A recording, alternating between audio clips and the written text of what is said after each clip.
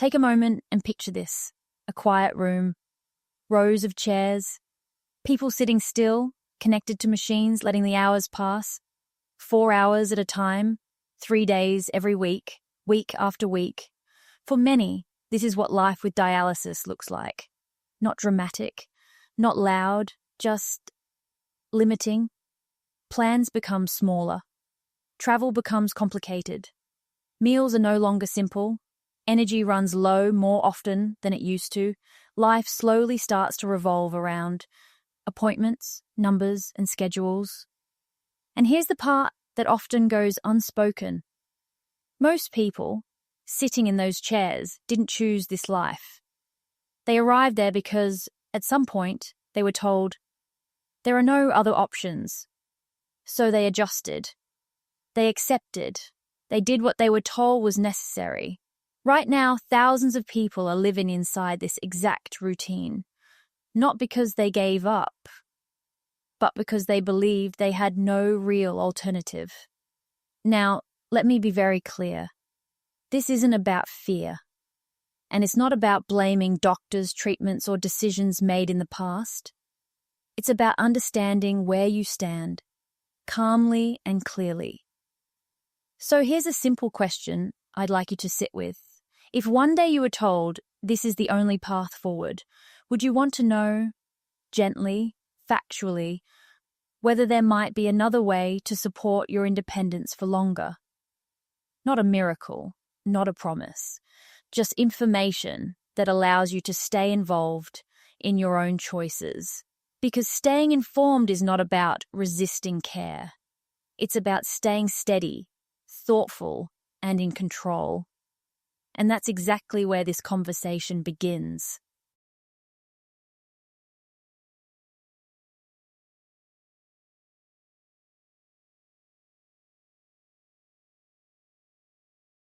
Now let's talk about one man. He was 81 years old, quiet, thoughtful, not someone chasing trends or looking for shortcuts. By the time this story begins, he had reached stage 5 chronic kidney disease, what most people know as end-stage kidney failure. His kidney function was critically low. The plan was clear. He was scheduled to begin peritoneal dialysis. Training was done, equipment prepared. Mentally, he was bracing himself for what life would become.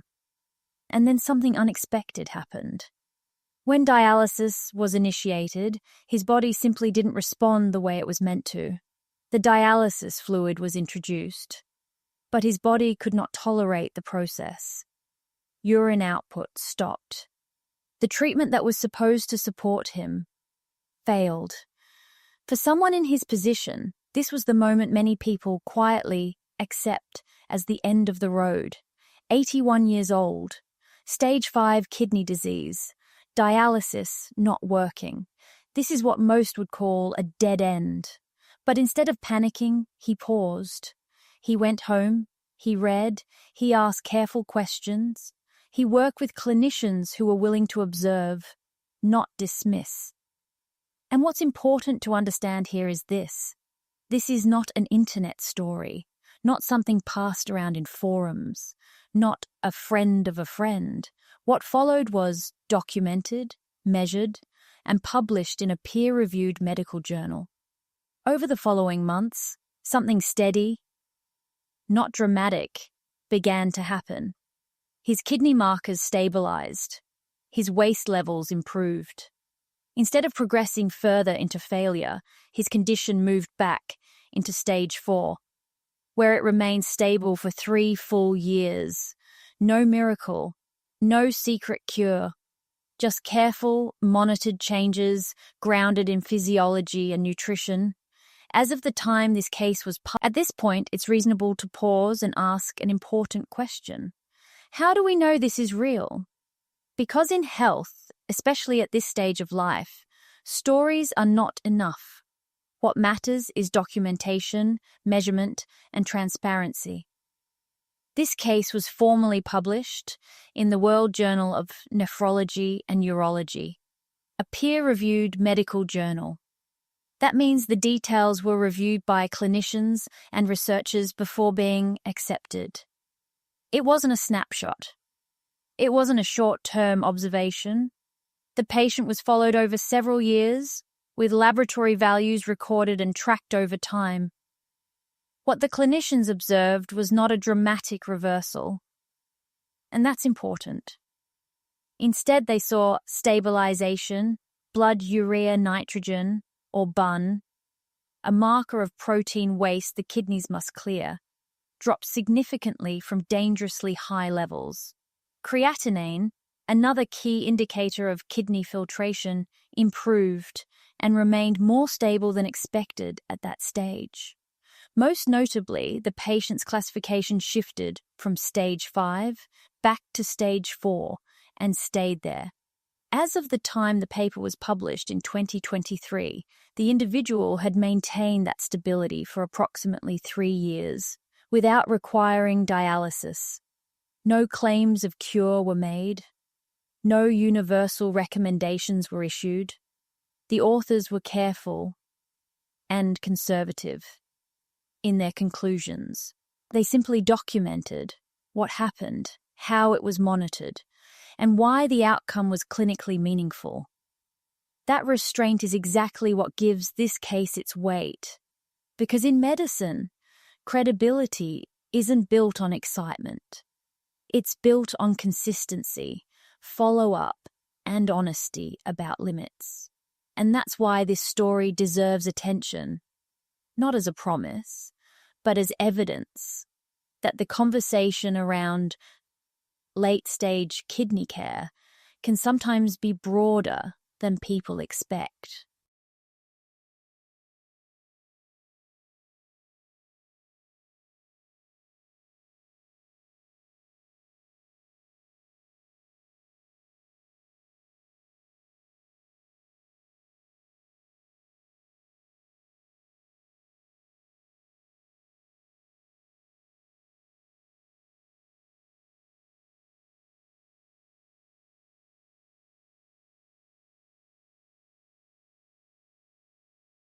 At this point, many people naturally jump to a familiar conclusion. If the kidneys are weak, surely the answer must be more protein, right? So let's pause and ask a simple question, one that's often asked online, in forums, and in comment sections. Was it a keto diet? A carnivore approach? A high-protein plan built around meat and fat? It's understandable why these ideas are popular. They're often presented as powerful, decisive, even corrective. But here's the honest answer. And this is where the conversation quietly shifts. None of the above. In fact, there is no peer-reviewed medical evidence showing that a high-protein, keto, or carnivore diet can help someone with stage 5 chronic kidney disease avoid dialysis. Not one. That doesn't mean these diets never have a place in health discussions. But in advanced kidney failure, the physiology works differently. When protein, especially animal protein, is broken down, it creates nitrogen waste. That waste must be filtered by the kidneys. And when kidney function is already severely reduced, increasing that workload doesn't strengthen the system. It strains it. What made this case different was not intensity, restriction, or extremism. It was reduction. The dietary approach that supported stability was low protein, with a clear emphasis on plant-based sources in carefully measured amounts, not zero protein, not deprivation, just less, and gentler on the kidneys. This wasn't about following a trend. It was about matching food choices to what the body could realistically handle at that stage. And that distinction matters. Because health at this point in life isn't about doing more. It's about doing what reduces stress on the system and preserves independence for as long as possible. That's the quiet but important shift this case invites us to consider.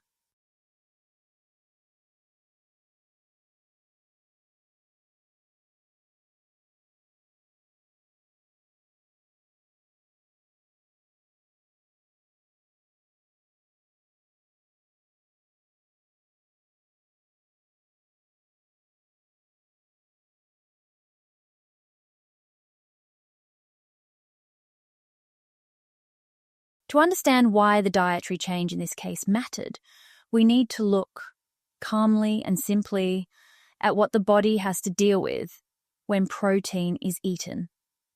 Let's start with urea, often measured as BUN, blood urea nitrogen. Whenever we eat protein, the body breaks it down into amino acids. That process creates nitrogen waste.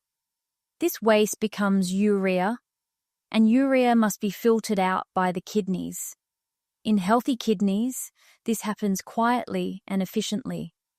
But when kidney function is already severely reduced, that waste begins to accumulate. The kidneys are asked to do more work with less capacity. In this case, when animal protein intake was reduced, something very telling happened. The patient's BUN level dropped from around 85 mmol/dl to approximately 54 mmol/dl. That change matters, not because it's dramatic, but because it represents a reduced workload on already fragile kidneys. Now let's talk about ammonia. Protein metabolism also produces ammonia, a substance that is toxic to the body. The liver converts ammonia into urea, which again must be cleared by the kidneys. So the cycle continues. More animal protein, more ammonia, more urea, more strain on filtration. Plant-based proteins tend to generate less ammonia, which means less downstream burden for the kidneys. The third piece of the puzzle is something many people have never been told about: acid load. Animal proteins are acid-forming. When they are metabolized, they contribute to a more acidic internal environment. The body must keep blood pH within a very narrow range to function. In people with healthy kidneys, excess acid is excreted efficiently. But when kidneys are failing, that balancing act becomes extremely difficult. The result is chronic metabolic stress. Not dramatic, but persistent. Plant-based proteins, by contrast, are generally less acid-forming. They create a gentler metabolic environment. Once the direction was clear, the focus shifted to something very real and very everyday.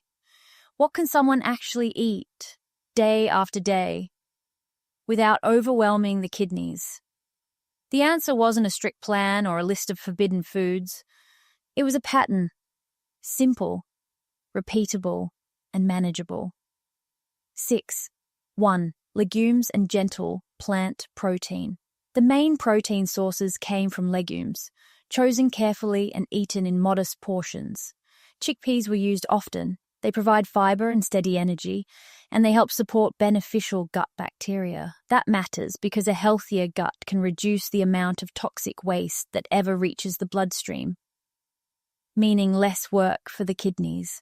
Soy-based foods, such as tofu and edamame, were included in small amounts. Soy offers complete plant protein, which helps maintain strength and daily function without the heavy nitrogen load associated with animal protein. Lentils and lima beans were also regular staples. They are easy to prepare, filling without being heavy, and rich in fiber that helps move waste out through the digestive system rather than relying solely on kidney filtration. This wasn't about eating more protein. It was about eating just enough, from sources the body could manage. 6. 2. Vegetables and antioxidant protection. Vegetables played a protective role. Green beans, in particular, were used frequently.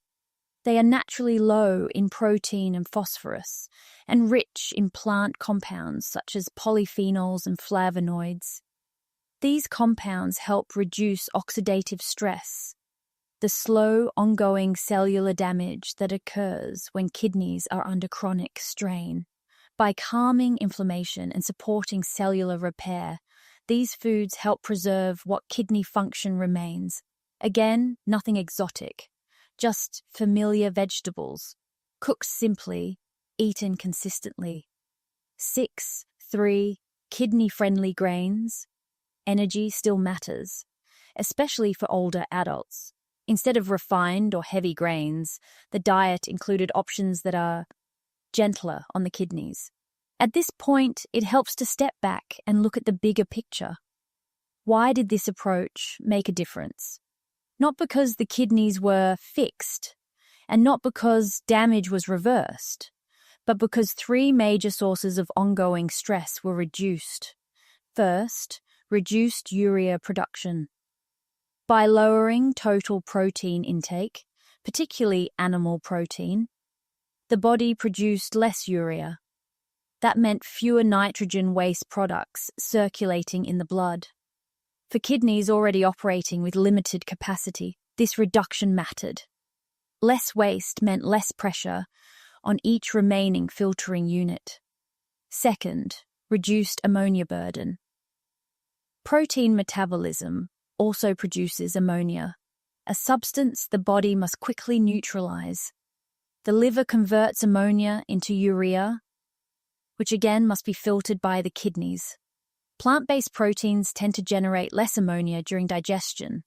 That meant a quieter metabolic process and a smaller downstream load on kidney filtration. Third, reduced acid load. Animal proteins are acid-forming. When kidney function is impaired, clearing that acid becomes increasingly difficult. By shifting toward foods that are less acid-forming, the body's internal balance became easier to maintain. This reduced the constant effort required to stabilize blood pH, an effort failing kidneys struggle to sustain. When these three pressures were eased, something important happened. The kidneys weren't being healed. They were simply no longer under constant attack. And when an overwhelmed system is allowed to operate with fewer demands, alongside dietary changes, there was one additional support that played a quiet but important role. It wasn't exotic, it wasn't expensive, and it wasn't presented as a cure. The patient was prescribed sodium bicarbonate at a dose of 325 milligrams, twice daily. The goal was simple and very specific: to maintain blood bicarbonate levels at or above 22 mql. Why does this matter? In advanced kidney disease, the body often struggles with metabolic acidosis, a state where excess acid builds up because the kidneys can no longer remove it efficiently. This low-grade acidosis places constant stress on muscles, bones, and remaining kidney tissue. It's not dramatic, but over time it contributes to faster decline. By supporting bicarbonate levels, this intervention helped reduce that acid burden, allowing the body to maintain balance with less effort from the kidneys. Importantly, the researchers did not present this as a standalone solution. They highlighted it as part of a carefully monitored approach, alongside diet and regular blood tests. And this is essential to say clearly. So at this stage, many people ask a very reasonable question. If some foods reduce stress on the kidneys, which ones tend to add pressure? The answer isn't about fear or strict avoidance. It's about awareness and choosing better alternatives most of the time. 1. Foods high in oxalates. Foods such as spinach, beetroot, certain seeds, and cocoa are often seen as healthy. But in people with reduced kidney function, excess oxalates can contribute to stone formation and irritation of the filtering units. A gentler option: rotate vegetables, cook leafy greens instead of eating them raw, and avoid eating large amounts of high oxalate foods every day. 2. Salty and highly processed foods. Packaged meals, deli meats, snack foods, and sauces often contain large amounts of sodium. Excess salt increases blood pressure and forces the kidneys to work harder to maintain balance. A gentler option: choose fresh foods when possible, cook at home, and use herbs. So let's pause and bring this together. This story is not about rejecting treatment. It's not about promises, and it's certainly not about blame. It's about something much quieter and much more important. You are not powerless, even later in life. even with advanced kidney disease, even when the conversation feels heavy.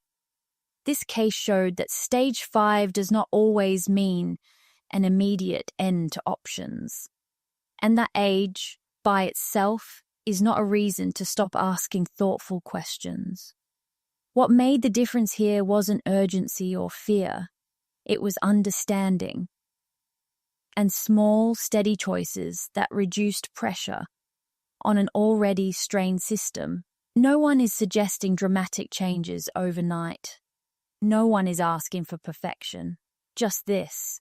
Start with one small adjustment, one meal, one food choice that asks a little less of your kidneys.